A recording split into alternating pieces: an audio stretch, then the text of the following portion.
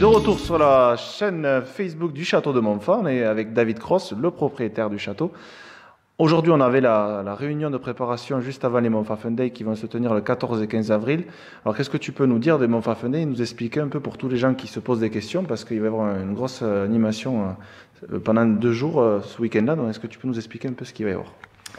Alors, pour les Montfort Fun Day, c'est assez simple. C'est dans un but de récolter des fonds pour le château. Donc, on a essayé de faire une manifestation le plus intéressante possible autour du village pour essayer de faire bouger un peu et revivre le village, mais aussi et surtout au niveau du château. Donc, 2 sites, en fait, avec des animations bien différentes.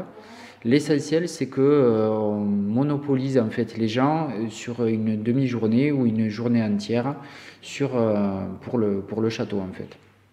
Donc, tu peux nous expliquer ce qu'il va y avoir comme animation, la restauration le midi, etc., pour que les gens puissent savoir un peu ce qu'il y a sur là. Oui, alors au niveau du village, en fait, on aura un marché d'artisans d'art avec des artistes ou des artisans qualifiés. Donc, on aura de l'aluminium, des vitraux, de la gravure, des bougies artisanales. Un chocolatier aussi qui travaillera sur l'histoire du chocolat au Moyen-Âge.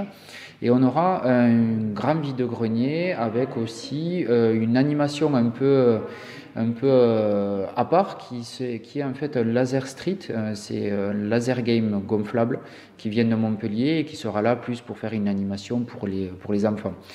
Sur place, on retrouvera en fait 3 types de restauration.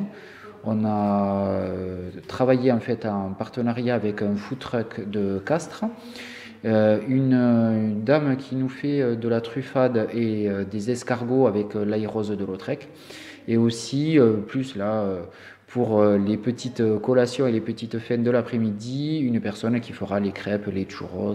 Voilà. Et un food truck aussi, je crois. Un food truck, oui. Back Corner qui viendra aussi nous faire des sandwichs. Exactement, c'est ça. Donc il y aura aussi, je crois, tout ce qui est voiture ancienne. Oui, alors au niveau du village, en fait, on aura un départ de voitures anciennes qui fera un petit tour, faire un petit tour en fait aux gens d'une douzaine de kilomètres à peu près. Et là, c'est pareil, donc il y aura le tour de voitures anciennes et payant et une partie qui est reversée à l'association pour le château. Maintenant, tu vas nous expliquer un peu ce qui va se passer directement au château. Oui. Donc, comment ça va se passer Alors, au château, on aura des animations de 10h du matin à 18h le soir. Donc là, différentes manifestations. On aura un premier bloc d'animation qui comprendra un forgeron d'art qui a été meilleur ouvrier de France en 2011, qui va faire des ateliers pour les enfants et les adultes. Et qui ira même, en fait, quand on aura le plus gros de la foule sur l'après-midi, qui là forgera lui-même, en fait, un visage d'enfant sur un bloc de métal.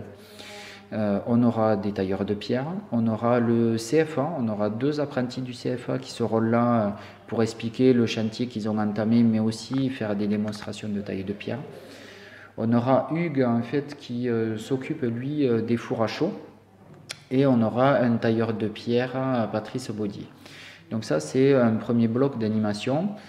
Un deuxième gros bloc d'animation va être 2 troupes médiévales. Donc une première, en fait, avec un spectacle équestre, des joutes à cheval, mais aussi à pied. Des animations pour les enfants avec différents petits ateliers, des catapultes à bonbons, etc.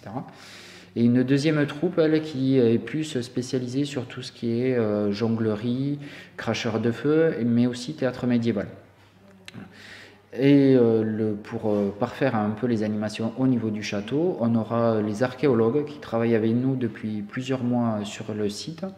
Donc le Serac Archéopole à Castres et le Gérald qui, eux, feront des petits ateliers en fait, de fouilles, qui expliqueront aux enfants voilà, comment se passe une fouille, ce qu'on recherche, comment on référence, et les bénévoles de l'association qui, eux, feront des visites du château commentées en tenue d'époque, puisque tous les bénévoles de l'association seront habillés en costume du Moyen-Âge.